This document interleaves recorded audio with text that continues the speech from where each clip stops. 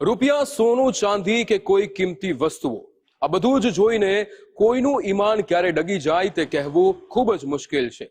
પછી તે ભલે ગમે તેટલો ઈમાનદાર વ્યક્તિ હોય. આવો જ એક ખેલ ચાલતો હતો અમદાવાદના એક દેરાસરમાં છેલ્લા કેટલાય સમયથી, જેના પરથી પાલડી પોલીસે ગુનાનો ભેદ ઉકેલ્યો છે.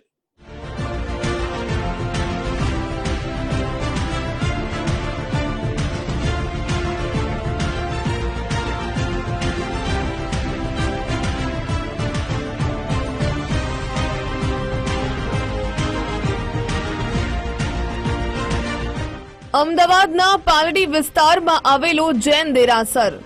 એક પૂજારી, એક સફાઈ કર્મચારી. અંદાજિત 1,64,00,000ની કિંમતનું 117 કિલોગ્રામ જેટલી ચાંદીના મુગટ, ચાંદીની આંગી અને કુંડળ, આ બધાની ચોરી કરવામાં આવી હતી. એ પણ એક રાત્રે કે એક દિવસમાં નહીં, ટુકડે ટુકડે આ બધું ચોરવામાં આવ્યું હતું, જેથી કોઈને કાનોકાન ખબર ના પડે. પરંતુ 1 રૂપિયાની ચોરી હોય કે 1 કરોડની, એ ક્યારેય છુપી રહેતી નથી. અહીં પણ એવું જ બન્યું. અમદાવાદના જૈન દેરાસરમાં થયેલી ચોરીનો ઉકેલાયો ભેદ. 1.64 કરોડની કિંમતની ચાંદીની થઈ હતી ચોરી. જૈન દેરાસરના પૂજારી અને સફાઈ કર્મી જ નીકળ્યા ચોર. બંને શાતીરે ટુકડે ટુકડે સેરવ્યું 117 કિલોગ્રામ ચાંદી. અમદાવાદના પાલડી વિસ્તારમાં જૈન દેરાસરમાંથી થયેલી 1.5 કરોડથી વધુ કિંમતની ચાંદીની ચીજ વસ્તુઓની ચોરીના ગુનાનો ભેદ ઉકેલાઈ ગયો છે. આ કેસમાં પોલીસે એક મહિલા સહિત કુલ 5 આરોપીઓની ધરપકડ કરી છે. આ ચોરીનો માસ્ટરમાઇન્ડ તરીકે દેરાસરમાં વર્ષોથી પૂજારી તરીકે સેવા આપતો મેહુલ રાઠોડ અને સફાઈ કર્મચારી કિરણ છે, જેમણે ભેગા મળીને જૈન દેરાસરમાંથી ટુકડે ટુકડે ચાંદી સેરવ્યું. 13 ઓક્ટોબરે પાલડી પોલીસ સ્ટેશનમાં ચોરીની ફરિયાદ નોંધાઈ હતી. ઘટનાની ગંભીરતાને ધ્યાનમાં રાખીને તપાસ શહેર ક્રાઇમ બ્રાન્ચને સોંપાઈ હતી. ક્રાઇમ બ્રાન્ચની ટીમને શંકાના આધારે સૌથી પહેલા પૂજારી મેહુલની પત્નીની અટકાયત કરી. તેની પૂછપરછ કરતા ચોરીનો આખો ઘટનાક્રમ બહાર આવ્યો. દેરાસરમાં ચોરી કરનાર પૂજારી મેહુલ રાઠોડ, તેની પત્ની પૂરી ઉર્ફે હેતલ, સફાઈ કર્મચારી કિરણને પહેલા ઝડપી લેવામાં આવ્યા. ચોરીનું ચાંદી ખરીદનારા સંજય જાગરિયા અને રોનક શાહ નામના શખ્સની પણ ધરપકડ કરવામાં આવી છે. ફરિયાદી દ્વારા એવું જાહેર કરવામાં આવ્યું કે મેહુલભાઈ 9 તારીખથી ભાગી ગયા છે અને જે દંપતી છે એ દંપતી આ લક્ષ્મીવર્ધક દેરાસરની કમિટીના હસ્તકનું મકાન છે, જે દેરાસરની પાછળના ભાગે આવેલું છે, ત્યાં જ ભાડેથી રહેતા હતા અને તે દંપતી પણ 2 દિવસ અગાઉથી જ ગુમ થઈ ગયેલું હતું, જેથી પ્રથમ શંકા આ દંપતી અને પૂજારી ઉપર ગયેલી હતી અને પૂજારી પોતે સીસીટીવીમાં કંઈક લઈ જતા જણાયેલ હોય, જેથી એ શંકાને વધારે આધાર મળેલો હતો, જે આધારે નામજોગ ફરિયાદ દાખલ થયેલી હતી. અમારી ટીમ દ્વારા પાલડી પોલીસ સ્ટેશને અટક કરેલી આરોપીને સંભાળતા તેનો ઇન્ટરોગેશનમાં કિરણભાઈ અને સંજયભાઈનો રોલ પ્રસ્થાપિત થતા અમારા દ્વારા બંનેની અટક કરવામાં આવેલી.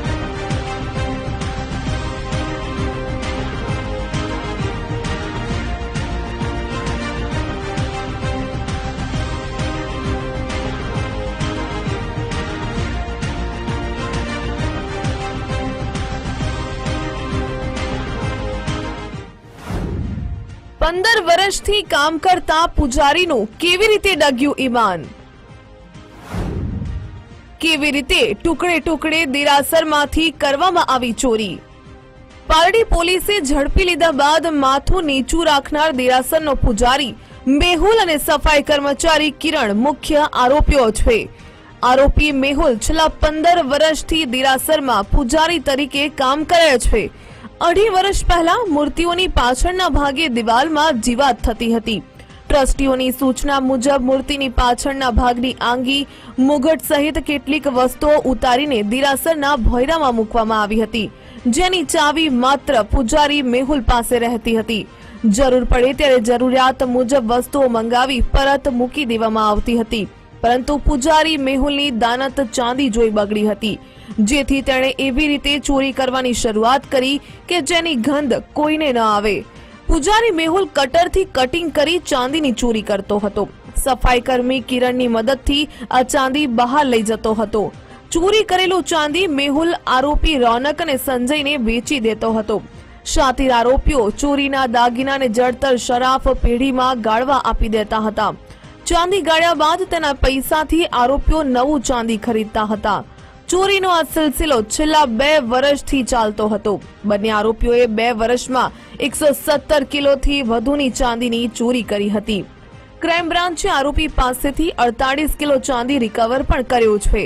આ ઉપરાંત 69,000 રૂપિયાની રોકડ અને પિકઅપ ટેમ્પો, મોબાઈલ સહિત 72 લાખનો મુદ્દામાલ પણ કબજે કર્યો છે.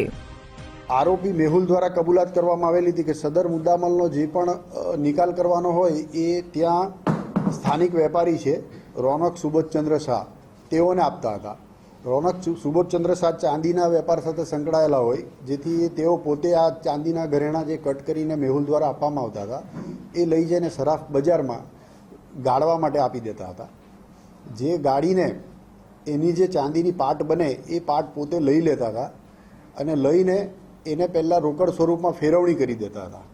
પછી એ રોકડ સ્વરૂપમાં ફેરવાઈ જાય ત્યારબાદ નવી પાટો ખરીદીને પોતાની પાસે રાખેલી હતી, જે અમારા પોલીસ દ્વારા રિકવર કરવામાં આવેલી છે.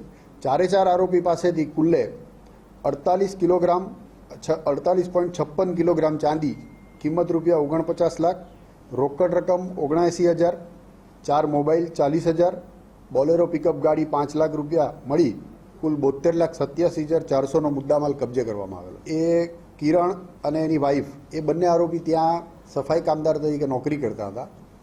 જે આ સામાન મેહુલ દ્વારા ચોરી કરવામાં આવે એમાં પૈકીનો કેટલોક મુદ્દામાલ આ લોકોએ સંજયને આપેલો હતો અને મેહુલ મુખ્ય આરોપી તરીકે મેહુલ છે ચોરી કરનાર તરીકે. એના દ્વારા મેક્સિમમ ચોરી કરેલો મુદ્દામાલ નિકાલ કરવા માટે થઈને રોનક સુબોધચંદ્ર શાહને આપવામાં આવ્યો. એક પરફેક્ટ પ્લાનિંગની સાથે કરવામાં આવેલી ચોરીનો ભેદ ક્રાઇમ બ્રાન્ચે એક ઝાટકે ઉકેલી નાખ્યો છે.